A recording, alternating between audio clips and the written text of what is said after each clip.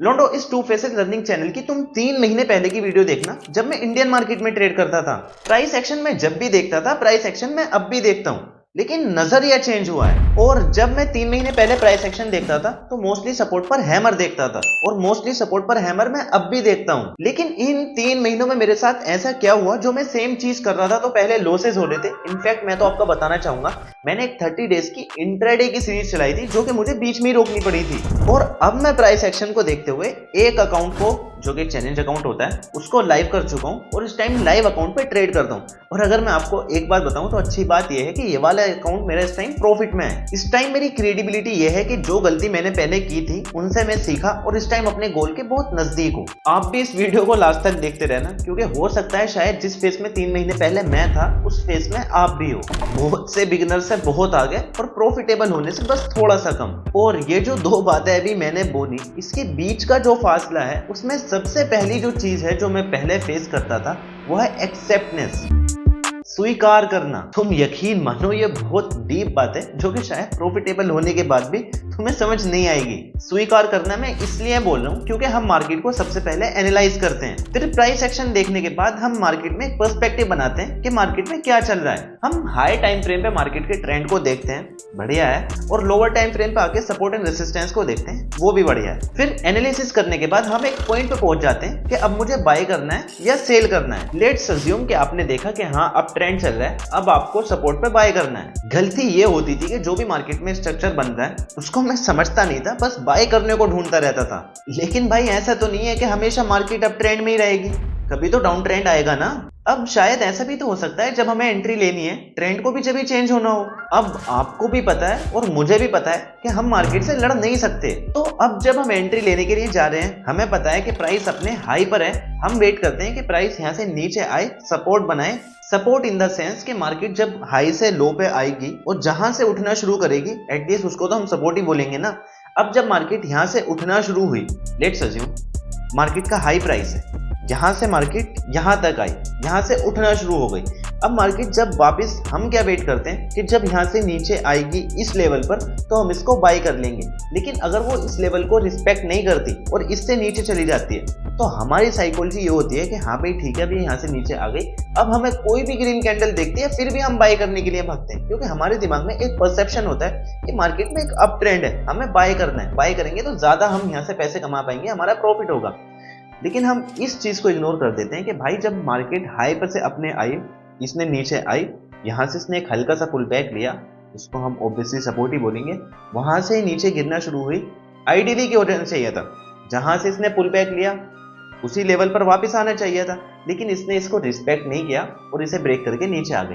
तो अब यहाँ से मार्केट का स्ट्रक्चर चेंज हो रहा है। अब हमें यह स्वीकार करने की जरूरत है कि मार्केट का स्ट्रक्चर चेंज हो रहा है। पहले अगर मार्केट हायर हाई बनाते हुए ऊपर जा रही थी, higher high, higher low, higher high, higher low, तो market lower high, lower low, lower high, lower low, lower low बनाते हुए नीचे आ रही है। अगर इसे ऊपर ही जाना होता तो ये अपना पहला वाला जो इसने हाई बना के आई है, वहां से इस हाई को ब्रेक करना चाहिए था। लेकिन अब क्या हो रहा है इस सिचुएशन में, जो स्ट्रक्चर बना है इसमें क्या हो रहा है कि मार्केट हाई बनाने के बाद नीचे आई, सपोर्ट लिया, यहां से ऊपर गई, लेकिन उस हाई को ब्रेक ना करके इसने एक और नीचे के लिए लो बना दिया। तो अब मार्केट अगर पहले हायर हाई बनाते हुए जा रही थी, अब मार्केट लोअर लो बनाते हुए नीचे आ रही है। और इस चीज को हम समझते नहीं, स्वीकार नहीं करते, एक्सेप्ट नहीं करते। हमारे दिमाग में परसेप्शन है कि हाँ भाई मार्केट यहाँ से अप ट्रेंड में है तो मार्केट ऊपर ही जाएगी, कैसी भी सिचुएशन हो।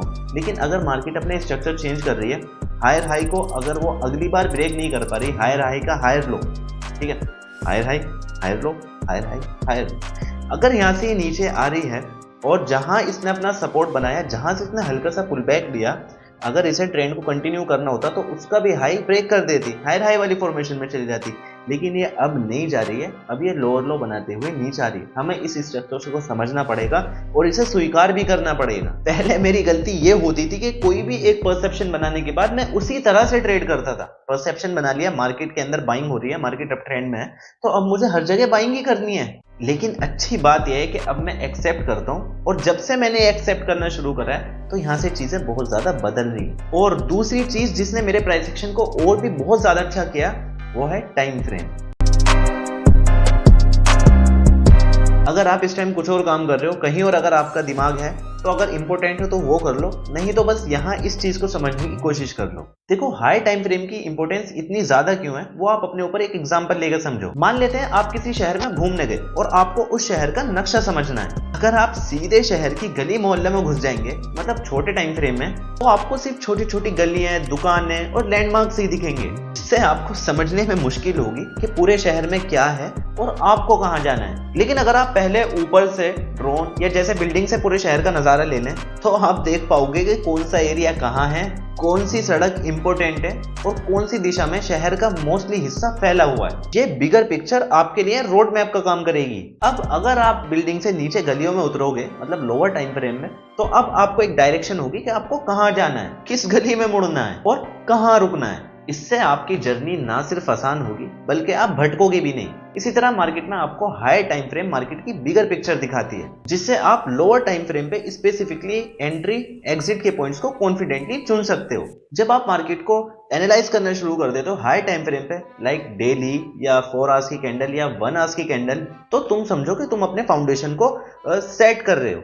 ये कुछ ऐसा है कि पहले आप पूरे शहर का मैप देख रहे हो, ना कि कहीं गली मोहल्लों में जा रहे हो। अब तुम मार्केट में मेजर ट्रेंड्स देख सकते हो, क्या मार्केट बुलिश है, मार्केट बेयरिश है या सिंपली मार्केट साइडवेज है। अब अगर आपको एक बार मार्केट का ट्रेंड पता चल गया तो आप सिंपली अपनी स्पोर्ट्स को देख सकते हो, मतलब सपोर्ट कहाँ है या फिर रेसिस्टेंस कहाँ है। और अब मैं इन्हीं बेसिक चीजों पर ध्यान देता हूँ। जब भी आप कहीं भी ट्रेडिंग सीखोगे, आपके मेंटोर हो, कुछ भी हो, कोई भी हो, आपको ये सारी बेसिक चीजें सिखाते हैं। लेकिन हम सीक्रेट स्ट्रेटेजी के लिए, सीक्रेट रेसिपी के लिए हम भटकना शुरू कर देते हैं कि भाई बस कोई सीक्रेट फॉर्मूला होगा जिससे पैसा बनता होगा, कोई सीक्रेट स्ट्रेटेजी होगी जिससे पैसा बनता होगा। लेकिन मेरी जान, सच तो यह है, यहाँ कुछ भी कोई सीक्रेट है ही नहीं। सिर्फ ये बेसिक सी चीजें, मार्केट इसी स्ट्रक्चर पर काम करती है।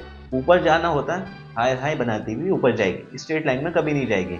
नीचे आना होगा, लोअर लो बनाते हुए नीचे आएगी, स्ट्रेट लाइन में कभी भी नीचे नहीं आएगी। बस हमें इन्हें समझना है कि लोअर लो कहाँ बन रहे हैं, हाई टाइम फ्रेम पे कैसे देखना है, लोअर टाइम फ्रेम पे हमें क्या चीजें देखनी है। हाई टाइम फ्रेम पे एक बार अगर आपके सामने पिक्चर क्लियर हो गई, तो लोअर टाइम फ्रेम पे देखो कि हाँ, अब मैं कहाँ रेसिस्टेंस ढूंढ सकता हूँ या फिर कहाँ सपोर्ट ढूंढ सकता हूँ और किस जगह मार्केट के अंदर लिक्विडिटी मिलेगी।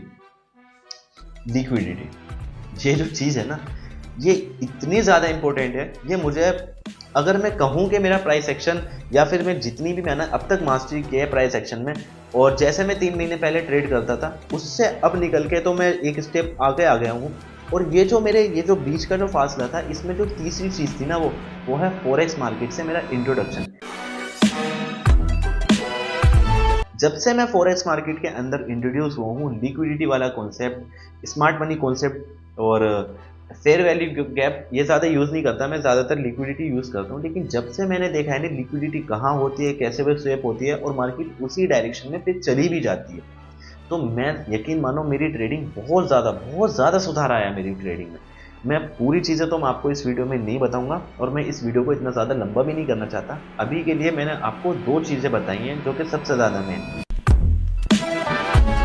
सबसे पहली चीज, आप एक्सेप्ट करो कि हाँ, अब मार्केट के अंदर ट्रेंड चेंज हो चुका है। अगर आपने एक परसेप्शन बना दिया तो सिर्फ उसी परसेप्शन को लेके मत बैठे रहो आगे कि हाँ भाई सेम ही ट्रेंड है। मार्केट अपने डायनेमिक्स चेंज करती है और मार्केट का यही रूल है। अगर आप अपनी निफ्टी को भी देखो तो निफ्टी ऑल टाइम हाई पे 26,000 तक चली गई, वहां से गिरते गिरते अब 22,000 पे। भाई 7 से लेकर 8% गिर चुकी है मार्केट। उस टाइम किसी ने नहीं सोचा होगा इतना गिर सकती है, लेकिन गिर जाती है क्योंकि मार्केट को अपने डायनेमिक्स चेंज करने होते हैं और मार्केट ऐसे ही चलती है। यहाँ पे लोगों के पोर्टफोलियो जो हैं वो बिल्कुल माइनस में आ जाते हैं। कुछ की पूरी वेल्थ उड़ जाती है, जिन्होंने उतनी बनाई होती है उन्हें तो लगता ही है ना वेल्थ है, और किसी का पूरा ट्रेडिंग बैलेंस जीरो हो जाता है। जो अभी के लिए प्रॉफिटेबल हैं, जिन्हें लग रहा है कि हाँ भाई हम प्रॉफिटेबल हैं, जब मार्केट डायनेमिक्स चेंज करती है ना तो प्रॉफिट भी जाता है, साथ में लॉस भी जाता है। तो जब तुम ये एक्सेप्ट करना शुरू कर दोगे ना, कोई एक परसेप्शन बना के बैठ जाओगे और जब तुम मार्केट का स्ट्रक्चर चेंज होते हुए देखोगे और अपना परसेप्शन चेंज करोगे ना, वहीं से तुम्हारी ट्रेडिंग देखो कैसा बदलाव आता है, क्योंकि मेरी में आ चुका है। और आज की वीडियो को मैं इतना लंबा नहीं रखना चाहता, ऑब्वियसली आगे की वीडियोस में बात करेंगे। और अब तो वैसे भी मैं पूरी सीरीज लाने वाला हूँ, जब तक मेरा पे आउट नहीं निकल जाता, जब तक मैं डेली वीडियोस बनाऊंगा, आपको दिखाऊंगा कहाँ मैं ट्रेड ले रहा हूँ, क्या मैं देख के ट्रेड ले रहा हूँ और मैं दिन की कितनी ट्रेड्स ले रहा हूँ और मेरी लोड साइज क्या है। वो सारी चीजें बिल्कुल जैसे पहले होता था ना ट्रांसपेरेंट, वैसी चीजें अब आगे भी ट्रांसपेरेंट होने वाली हैं। बीच में बस कोई फेस आ गया था, अब आगे से सारी चीजें ट्रांसपेरेंट होंगी। तो अगर आप इंटरेस्टेड हो, वैसा आपने पिछली वीडियो में तो बता ही दिया, तो आपका प्यार देख के कसम से मुझे बहुत अच्छा लगा। तो अब भी वही प्यार दिखा दो, वीडियो को लाइक कर दो। अगर आप इस चैनल पे नए हो तो मैं आपको बता देता हूँ, इस चैनल पे अपन एक सीरीज चलाने वाले हैं। अब जब तक मेरा पे आउट आता है, जब तक मैं रोज ट्रेडिंग आपको करके दिखाऊंगा मेरे कहाँ लॉसेज हो रहे हैं, कहाँ प्रॉफिट हो रहे हैं। और जब पे आउट आ जाएगा आपको दिखाता हूँ कि हाँ पे आउट निकल चुका है। आपको भी भरोसा हो जाएगा कि हाँ पे फंडेड फर्म से या फिर कोई भी फंडेड अकाउंट से पे आउट निकलता है कि नहीं। खैर बहुत ज़्यादा बातें हो गई, वीडियो में यहाँ पर लास्ट करते हैं। तुम चैनल पर हो, तुम चैनल को सब्सक्राइब कर दो। तो वीडियो में क्या मैंने अच्छी बात बोली जिससे कि आप कनेक्ट हो पाए, वो मुझे कमेंट में जरूर दें। मैं मिलता हूँ आपसे एक नई वीडियो में।